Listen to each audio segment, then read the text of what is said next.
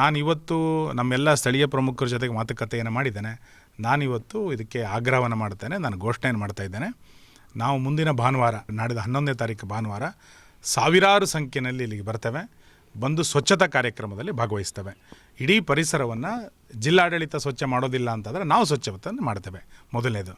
ಎರಡನೇದು, ಮಕರ ಸಂಕ್ರಾಂತಿಯ ದಿನದಿಂದ 1 ತಿಂಗಳ ಕಾಲ ಇಲ್ಲಿ ಸಾಂಸ್ಕೃತಿಕ ಕಾರ್ಯಕ್ರಮಕ್ಕೆ ನಾವು ಚಾಲನೆಯನ್ನು ಕೊಡ್ತೇವೆ. ನೀವು ವಿವಾದವನ್ನು ಯಾವಾಗ ಬೇಕಾದ್ರೂ ಬಗೆಹರಿಸ್ಕೊಳ್ಳಿ, ಆದರೆ ಇದು ಸಾರ್ವಜನಿಕ ಮುಕ್ತವಾಗಿ ಸಾರ್ವಜನಿಕರು ಬರುವಂತಾಗಬೇಕು, ಜನ ಓಡಾಡುವಂತಾಗಬೇಕು. ಹಾಗಾಗಿ ಮಕರ ಸಂಕ್ರಾಂತಿಯಿಂದ ಮುಂದಿನ 1 ತಿಂಗಳ ಕಾಲ ಪ್ರತಿನಿತ್ಯ ಸಾಂಸ್ಕೃತಿಕ ಕಾರ್ಯಕ್ರಮವನ್ನು ಮಾಡ್ತೇವೆ. ಅದಕ್ಕೆ ಜನ ಬರಬೇಕು. ನಾವು ಸಾಂಸ್ಕೃತಿಕ ಕಾರ್ಯಕ್ರಮವನ್ನು ಆಯೋಜನೆ ಮಾಡ್ತೇವೆ. 11ನೇ ತಾರೀಕು ಸ್ವಚ್ಛತೆಗೆ ದೊಡ್ಡ ಪ್ರಮಾಣದಲ್ಲಿ ಸ್ವಚ್ಛತೆಗೆ ಕರೆಯನ್ನು ಕೊಡ್ತೇವೆ. ಇದಕ್ಕೆ ಸಂಪೂರ್ಣವಾದಂಥ ಅನುಮತಿಯನ್ನು ಜಿಲ್ಲಾಡಳಿತ ಕೊಡಬೇಕು ಅನ್ನುವಂಥ ಆಗ್ರಹವನ್ನು ನಾನು ಮಾಡ್ತೇನೆ. ನೀವು ಪ್ರತಿಮೆ ಎಲ್ಲಿ ವಿವಾದ ಇದೆ ಆ ಪ್ರತಿಮೆಗೆ ನೀವು ಅವಕಾಶವನ್ನು ನಿರಾಕರಣೆ ಮಾಡಿದ್ರೆ ಜಿಲ್ಲಾಡಳಿತಕ್ಕೆ ಬಿಟ್ಟಿದ್ದು. ಆದರೆ ಒಳಗಡೆ ಮ್ಯೂಸಿಯಮಿಗೆ ಹೋಗ್ಬೋದು, ಒಳಗಡೆ ನಮ್ಮದು ಸ್ಟುಡಿಯೋ ಇದೆ, ಆ ಸ್ಟುಡಿಯೋ ನೋಡಲಿಕ್ಕೆ ಅವಕಾಶ ಇದೆ, ಸ್ವಚ್ಛಂದವಾದಂಥ ಪರಿಸರ ಇದೆ, ಕೆಳಗಡೆ ಕ್ಯಾಂಟೀನ್ ಇದೆ, ಆಡಿಟೋರಿಯಂ ಇದೆ, ಇಲ್ಲೆಲ್ಲವೂ ಕೂಡ ಕಾರ್ಯಕ್ರಮಗಳನ್ನು ಮಾಡ್ಬೋದು.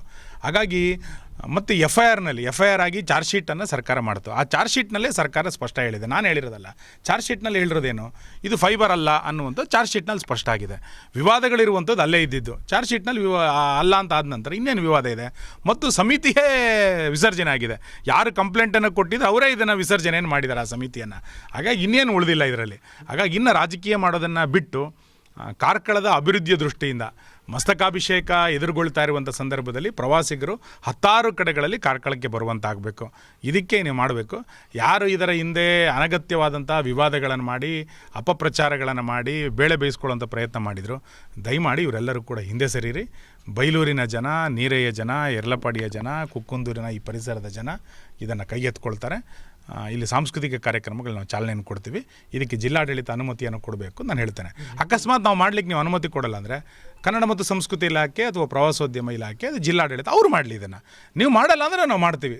ಮೊದಲನೇದು 11ನೇ ತಾರೀಕಿನೊಳಗೆ ನೀವು ಸ್ವಚ್ಛತೆಗೆ ನೀವು ರೆಡಿ ಆಗಬೇಕು. ಇಲ್ಲಾಂದ್ರೆ ನಾವು ಸ್ವಚ್ಛತೆ ಮಾಡ್ತೇವೆ, ಸಾವಿರಾರು ಜನ ಬಂದು ನಾವು ಸ್ವಚ್ಛತೆ ಮಾಡ್ತೇವೆ. ಇಲ್ಲ ಕಾರ್ಯಕ್ರಮಗಳನ್ನು ಅವ್ರು ಮಾಡಲಿ, ಅವ್ರು ಮಾಡಲ್ಲ ಅಂದರೆ ನಾವು ಮಾಡ್ತೇವೆ. ನೀವು ಮಾಡಲ್ಲ ನಮಗೂ ಬಿಡಲ್ಲ ಅಂತಂದರೆ ನಿಮಗೂ ಅದರಲ್ಲಿ ಉದ್ದೇಶ ಏನಿರುತ್ತೆ ಅಂತ ಅರ್ಥ ಆಗಬೇಕು. ಆ ಹಿನ್ನೆಲೆಯಲ್ಲಿ ಸರ್ಕಾರ ತಗೊಳ್ಬೇಕು ಅಂತ ನಾನು ಅಂದ್ಕೊಂಡು